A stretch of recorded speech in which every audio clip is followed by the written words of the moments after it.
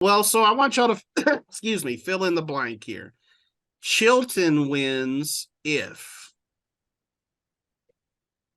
Chilton wins if A, they don't make any mistakes, and B, they're faster than Mart. Like, we mentioned, I think they tend to pass the ball more often than Mart does. Not that they can't run the ball, but they tend to pass more often, which you know, I would say on a that Mart's secondary would be challenged by that.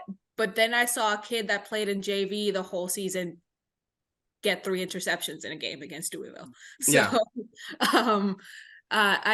I think it's one of those games where it's just whoever makes the least amount of mistakes is gonna come out the winner.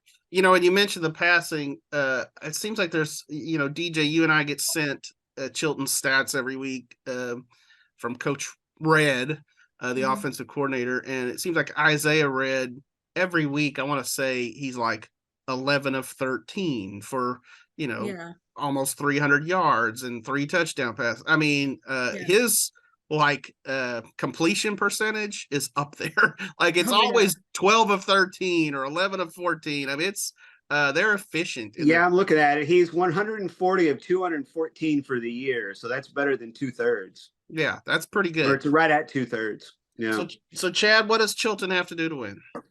Well, I'll stay on the Isaiah Red beat and say he's got to not only make some big plays, but he's got to not get rattled. And that's what Mart did to Lovelady's quarterback the other night. He was really good in the first half, threw a couple of great passes for touchdowns. And then once they started getting after him, he just wasn't the same kid, and when they started getting after him in the second half, he wasn't the same guy. And, I think it's hard for high school players to have a short memory. And if you get nailed one time, to get up the next play and forget about the fact that you just got nailed. Or if you throw a pick, forget about the fact that you just threw a pick. But, Chilton, probably has to make this a 4-quarter game, has to hang in for 4 quarters with Mart. And when you get to that, third and fourth quarter, still be dangerous if you're Isaiah Red. Yeah. So building on that a little bit, because I think you sort of hit on one of the things that would make Mart successful in this game. Mart wins if. What do you think? If they continue to play the way that they play, I mean, Mart is Mart for a reason, right? That's what we say all the time. If they continue to be physical and just use all of their assets, I think that because they're all pretty big guys. I think they do kind of outsize Chilton a little bit in certain areas. And Chilton's pretty physical too. That's when I mentioned that they match up pretty well in a lot of areas. They're both really physical teams, especially on defense.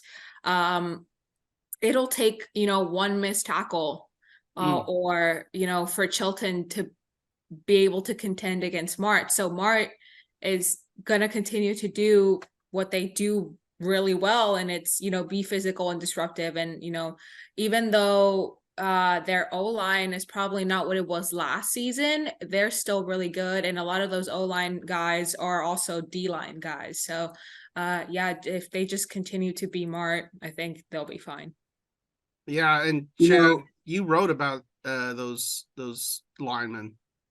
Yeah. Of course, I interviewed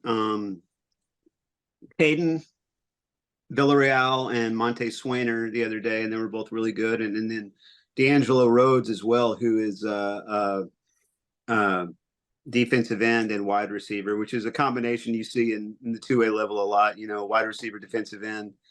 Also, shout out to Richard Green, who, when I interviewed him the other day, he told me in school that day he'd written an article on me because the teacher told him to write an article on somebody. And he had seen the article that I'd written about Mart, and so he decided to do his article for class on me. So that was cool. What did he find on Google? I mean, I could have given him some dirt. Well, I told him to find me on Twitter and send me a copy of the article. I haven't seen it yet, but gosh, send me a copy. I want to. Another little tidbit I'll drop in here is that Armando Chavez is 4 extra points away from a national record for extra points made in a career. And Kevin Hoffman was telling me the other day that Jerry Forrest, who does a great job with pigskinprep.com, sent him an email at the beginning of the playoffs telling him, Armando was approaching this record. And maybe to Jerry's credit, he doesn't want somebody padding their stats to get to a record, and so that's why he waited so long. But Coach Hoffman was like, "Well, why did you wait till now to tell me, right?" Because here's the thing: Coach Hoffman said there was, like, not including misses, there was probably 30 more extra points that Armando could have kicked in his career. Because there were times when you go play somewhere, especially in the 2A ranks, where the goalposts back up to like the woods or a cemetery or something like that, right? Yes. And he didn't want to kick extra point. He told the other coach, if we're going this way, we're going for 2 because I don't want to lose a football out there. He said, because those footballs are expensive, Plus, who wants to venture into the cemetery to get the football? Let the ghosts have it. Yeah. So those are just two great tidbits I got out at Mart the other night. That's pretty good. But to answer the question, Mart is successful if, and as DJ was talking and Bryce was asking the question, I was thinking about how Mart kind of has that thing in baseball where, they say hitting is contagious, right?